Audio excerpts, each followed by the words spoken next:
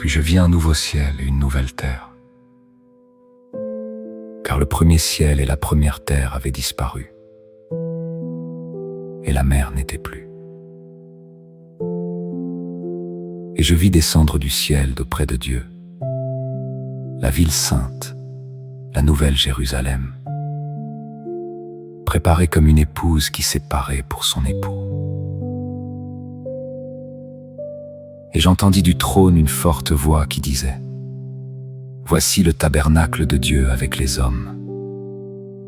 Il habitera avec eux, et ils seront son peuple, et Dieu lui-même sera avec eux.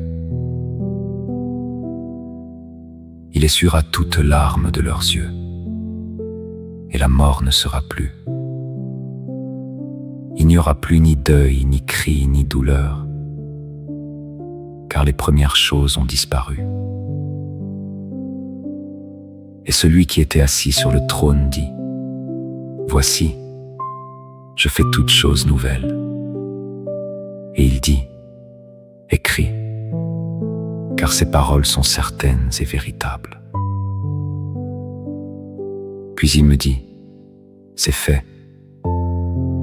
Je suis l'alpha et l'oméga, le commencement et la fin. À celui qui a soif, je donnerai de la source de l'eau de la vie, gratuitement. Celui qui vaincra héritera ces choses. Je serai son Dieu, et il sera mon fils. Mais pour les lâches, les incrédules, les abominables, les meurtriers, les impudiques, les enchanteurs, les idolâtres et tous les menteurs, leur part sera dans les temps ardents de feu et de soufre, ce qui est la seconde mort.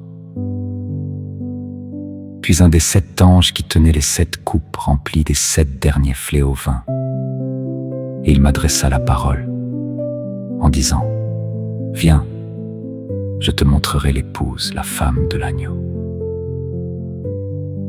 Et il me transporta en esprit sur une grande et haute montagne. Et il me montra la ville sainte, Jérusalem, qui descendait du ciel d'auprès de Dieu. Ayant la gloire de Dieu, son éclat était semblable à celui d'une pierre très précieuse, d'une pierre de jaspe transparente comme du cristal. Elle avait une grande et haute muraille. Elle avait 12 portes, et sur les portes 12 anges et des noms écrits, ceux des 12 tribus des fils d'Israël. 3 portes à l'Orient, 3 portes au nord, 3 portes au midi, et 3 portes à l'Occident. La muraille de la ville avait 12 fondements, et sur eux les 12 noms des 12 apôtres de l'agneau. Celui qui me parlait avait pour mesure un roseau d'or, afin de mesurer la ville, ses portes et sa muraille. La ville avait la forme d'un carré, et sa longueur était égale à sa largeur. Il mesura la ville avec le roseau, et trouva 12 000 stades. La longueur, la largeur et la hauteur en étaient égales. Il mesura la muraille, et trouva 144 coudées, mesure d'homme, qui était celle de l'ange. La muraille était construite en jaspe, et la ville était d'or pur, semblable à du verre pur. Les fondements de la muraille de la ville étaient ornés de pierres précieuses de toute espèce.